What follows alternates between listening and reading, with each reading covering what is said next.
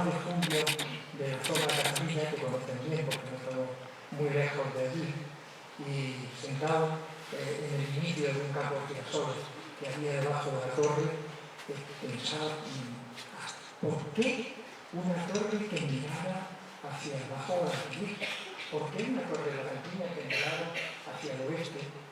No tenía sentido. Pues podría haber sido una torre en lo alto y luego haber tenido una serie de elementos alrededor. Y poco a poco hemos sabido o hemos ido conociendo la historia. La historia es una vieja guerra que debió de existir, casi un conflicto crónico, que debió de existir en la campiña de Jaén entre dos comunidades étnicas, una que se llama Túrdulos y otra que se llama Mentesana.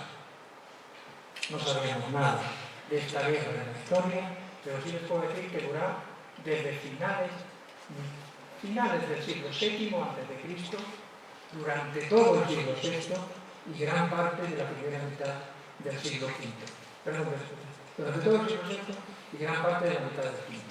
Es una historia muy complicada, que no la quiero complicar yo más todavía haciendo más de la explicación, pero que podría tener que ver con la destrucción de la estructura de Fortuna, que está aquí cerca, y que es a mitad del siglo V, de tal manera que al final la guerra se dilucidara. Esto no era una guerra de ejército, era una guerra de grupos en la que al final se producía, como en la Ilíada y la Odisea, un duelo entre los dos grandes personajes del momento. Y es posible que algunos de estos conflictos se expresaran en la destrucción del monumento Fortuna. Bueno, muy rápidamente, en una imagen. La historia viene porque estos que están en rojo son los Túrdulos, los que están en azul son las ciudades mentesanas. El Cerro y el Rodo todavía no existe Arjona, fíjense. El cerro, pero existe el Cerro de Villargordo, que es un cerro que quedaría en el extremo norte del término de Torre del Campo, y casi a muy pocos kilómetros de lo que hoy es la ciudad de Arjona, al lado del Berrueco, que lo conocen seguro. Pues hubo una especie de colonización masiva en la zona. Una especie de colonización masiva con pequeños asentamientos agrarios que se desarrollaron sobre todo entre los ópidas grandes, que iban desde Fortuna prácticamente hasta los villares de cerca de Andújar, un poquito pasado Andújar, pasado por la Quintería, más o menos. Bueno, eso empezó a asustar a la población de la Mentesana, y la población mentesana construyó esto que ven aquí, que es un sistema de fortines, haciendo una auténtica frontera que separaba el lado de los Túrdulos, que eran más bien de tradición tartésica, del lado de los mentesanos, que eran de tradición más ibérica. Como consecuencia de eso, los ópidas se reforzaron, salieron o aparecieron las torres, y fíjense que he puesto Arjona en un punto. Cuando viene uno de, bueno, no sé, una antigua excavación de urgencia en la parte del extremo de, creo que del barrio de San Martín, cerca ya de la zona donde Arjona mira a la higuera de Arjona, a la higuera, hay una excavación de urgencia donde apareció unos pequeños restos materiales del siglo VI a.C., que podrían ser una torre de esta de Francia como la que tenemos esta que tenemos en la excavación. No se avanzó mucho más en ella, pero lo que sí les puedo decir es que desaparecieron los ópidas, las ciudades del valle, desapareció la colonización, se quedó la frontera y ganaron, parece que ganaron, lo que eran claramente las ciudades de la Mentesana. El Cerro de Villargordo se hizo enorme, potente, grandísimo, debió de ser como en Polca, como en Fortuna, de tal manera que la campiña estaba entre dos grandes ciudades, una ibérica, una mentesana y otra cercana. Y a partir de ahí vino la Segunda Guerra Púnica, y la Segunda Guerra Púnica, los nos hizo que se produjera un hecho. Nuestros amigos del Cerro de Villabueno se volcaron hacia los cartagineses, perdieron la guerra, se abandonó el ópimum del Cerro de Villabueno y algunos de los sitios de arriba, como veis, se ocuparon con nuevas poblaciones, con nuevos sitios, como en la playa de Vega, donde se hizo una mansión, que es realmente un centro de comercialización, o como la propia zona que se convirtió en una ciudad. Pasó de ser la fábrica de anteriormente, pasó a ser una ciudad. Y vamos con el tercer secreto de nuestro hombre, con el tercer secreto del príncipe de Piquía.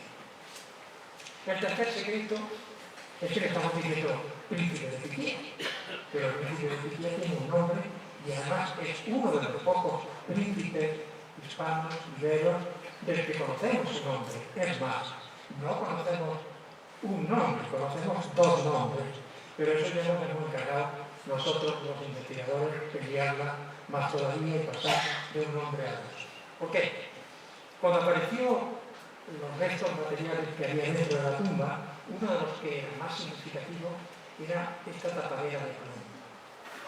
Ven que tiene una escritura, tiene un signo aquí marcado. Estos signos marcados, y esta es una visión desde arriba, y este puede ser el recipiente que cubriera, que estuviera cerrando. Estos signos que ven aquí son signos de escritura ibérica. Los signos de escritura ibérica, gracias a Gómez Moreno a finales del siglo XIX, principios del XX, podemos leerlos con la moneda romana, pero en los principios del XX. Pero no podemos traducirlo, no sabemos lo que dice. Como no lo sabemos, los arqueólogos, cuando encontramos un poquito de escritura ibérica, nos vamos a buscar a los pocos especialistas que hay. Llamamos a uno de los mejores, Javier de Oz, de la Complutense de Madrid, básicamente el que había hecho la mayor parte de las transcripciones de la escritura ibérica del sur, porque sepan que hay dos escrituras ibéricas, la levantina y la del sur. Esta pertenecería lógicamente al sur. Y Javier nos dijo, bueno, es muy raro, pero parece que pondría irti te ekaterutu. Es decir, irti hijo de ekaterutu. Bueno, eso era muy difícil. Yo cuando iba a las conferencias tenía previamente escribirme un papelito para que cuando llegara a ese punto leerlo, porque siempre lo leía mal. Pero el caso es que así se quedó la cosa. Pero fíjense qué maravilla de inscripción la que tiene el plomo del príncipe de Piquía. No hay escritura de tanta calidad. No hay gráficos, epigrafías de una calidad como la que tenemos aquí. Y siempre, los investigadores no nos quedamos quietos, y apareció un señor de Barcelona y dijo, que el autónomo de Barcelona dijo, no, de la central de Barcelona, y dijo, un momento, que yo creo que hay algo muy importante que se tiene que analizar. Y es que en Piquía hay un signo, no verlo otra vez atrás.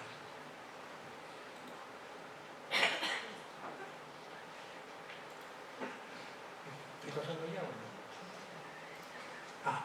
Este signo de acá, ¿ven? Este signo de acá, que se repite aquí también, hay un signo que aparece 4 veces y entonces por un análisis estadístico eso correspondería a una vocal. Y podría ser una vocal que no aparece en todo el texto y que la estamos siguiendo desde hace, ya venía siguiendo a este signo desde hace algún tiempo, y hemos llegado a la conclusión que ese es el signo de la A.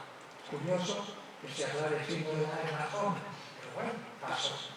Entonces nos hizo una propuesta interesantísima, y es que leyéramos de otra manera. También él empezó a hacer una diferencia entre dos tipos de letras, las sordas y las sonoras, de tal manera que